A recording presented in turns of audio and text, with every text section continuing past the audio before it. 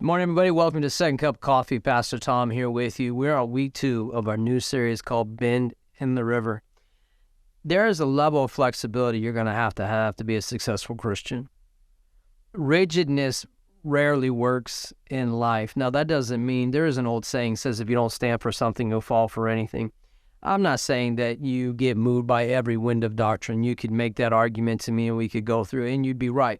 That's not what I'm talking about. What I'm talking about is the rigidness of my understanding that breaks my faith. There can't be that kind of rigidness in my understanding. Proverbs 3:5-6, lean not unto your own understanding, but in all your ways acknowledge him, and he'll make your paths straight. Acknowledge, that's not just saying, hey, God, I see you up there. It is really a surrender. God, I trust you with what you're doing. Last week we talked about Paul and getting these prophetic words and don't go to Jerusalem and this is going to happen.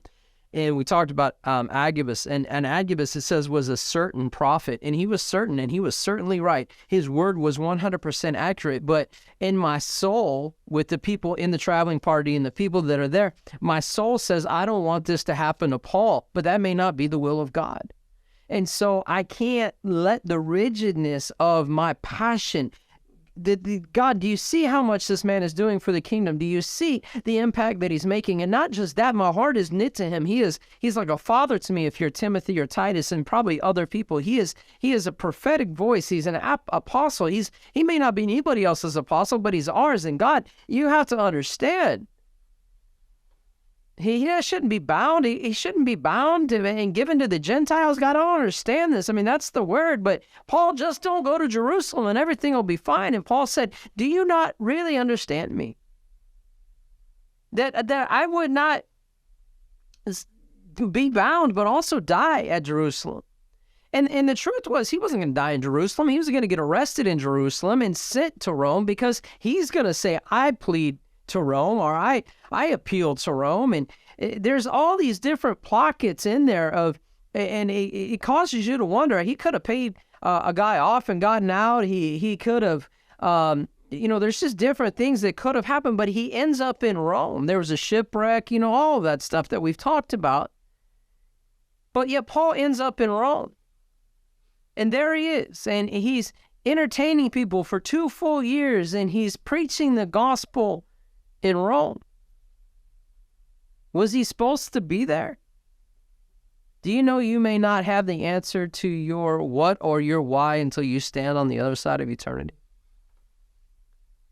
But if there is a rigidness in you that says, I will not move beyond this point until God tells me why what I thought was supposed to happen didn't happen, or what was the problem? What was the hindrance to the promise coming? Or why was there a bend in the river, God? Why did he have to go to Jerusalem? Why is he sitting in a prison in Rome?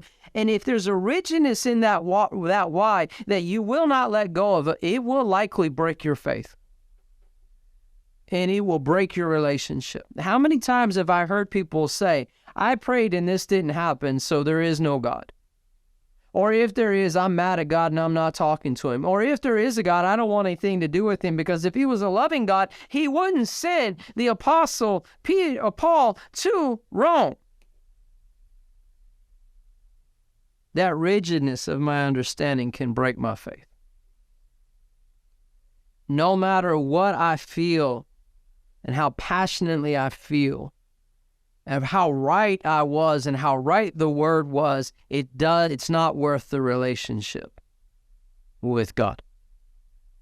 It's just not. Because when that rigidness breaks my faith, it destroys my peace. It takes my joy.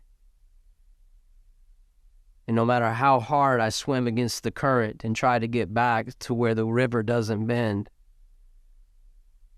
because I'm unwilling to bend, the rigidness of my why, I drowned in that place.